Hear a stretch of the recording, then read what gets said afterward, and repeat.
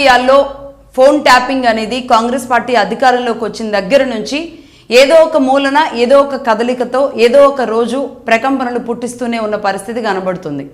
అది కాస్త ఎక్కడి దాకా వచ్చింది అంటే అధికారులు అయిపోయారు. అలాగే కేసీఆర్ గారి కుటుంబంలోని వ్యక్తుల విచారణలు కూడా కంప్లీట్ అయినాయి. ఒక దశలో మళ్ళీ అవసరమైతే పిలుస్తామని చెప్పారు. ఇప్పుడు ఏకంగా అంటే గతంలో పెద్ద ఆయనకి తెలిసే జరిగింది అని చెప్పిన దగ్గర నుంచి అదే పెద్ద ఆయనకి నోటీసులు కూడా నిన్న వెళ్ళాయి. నందినగర్లో ఉన్న కేసీఆర్ గారి నివాసానికి సిట్ అధికారులు నోటీసులు ఇచ్చారు. దాదాపుగా 7-8 సెక్షన్లు కూడా ఇందులో ప్రధానంగా కనబడుతున్నాయి. విచారణ నిమిత్తం మిమ్మల్ని కలవాల్సి ఉంటుంది. హైదరాబాద్ లోపల మీరు చెప్పిన ప్రదేశంలోకే, అలాగే మీరు అబౌవ్ 65 years కాబట్టి as per legal guide lines మిమ్మల్ని మీరు చెప్పిన చోటే విచారణ చేయొచ్చు.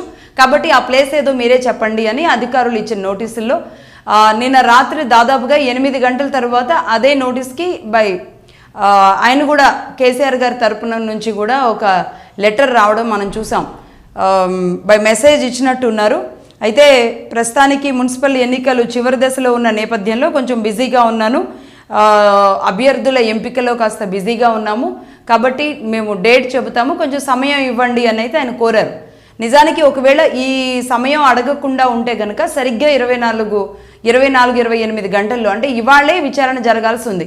అలాగే ఎర్రవల్లిలోని ఆయన నివాసానికి నోటీసులు పంపండి, ఇక మీదట ఏది పంపినా నేను ఇక్కడ ఫామ్ హౌస్లోనే ఉంటున్నాను అన్న విషయాన్ని కూడా ఆయన ధృవీకరించడం, సిట్ అధికారులు కేసీఆర్ గారు రిప్లై ఇవ్వడం అనేది వరకు చూస్తున్నాం. ఇంతవరకు బాగానే ఉంది. నిజంగా ఇక్కడ నుంచే ఫోన్ ట్యాపింగ్ వ్యవహారం పూర్తి మలుపు తిరగబోతుందా?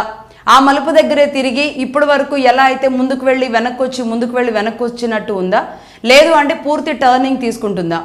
కాదు, దీనిని మరొక 3 సంవత్సరాల పాటు కొనసాగించే అవకాశాలు ఉంటాయా?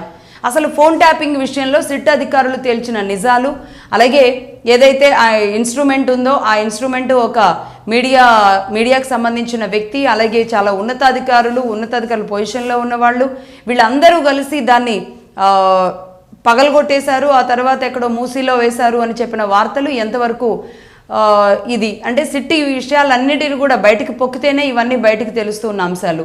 అలాగే ఫోన్ ట్యాపింగ్ అన్న వ్యవహారం రాగానే బీజేపీ దగ్గర నుంచి ఆనాడి అంటే అప్పుడే 2014లో జరిగిన కొన్ని విషయాల దగ్గర నుంచి అనేక కదులుతూ ఉన్నాయి. కవిత గారు మాట్లాడిన తర్వాత ఇంకాస్త అది బలపరుస్తున్నట్టుగానే మారింది పరిస్థితి. మరి ఆ పెద్ద ఆయనే నోటీసులు అందుకున్నారు కాబట్టి మరి ఇక్కడ నుంచి ఏ టర్న్ తీసుకోబోతుంది? పొలిటికల్గా తెలంగాణ రాజకీయాలు మాత్రం ఇక్కడ నుంచి మరి కాస్త వేడెక్కబోతున్నట్టుగా అయితే కనబడుతుంది. దీని గురించి డిబేట్లోకి వెళదాం. ఎం యాదగిరి గారు ఉన్నారు, బీఆర్ఎస్ పార్టీ సీనియర్ నాయకులు. నమస్తే అండి యాదగిరి గారు. డాక్టర్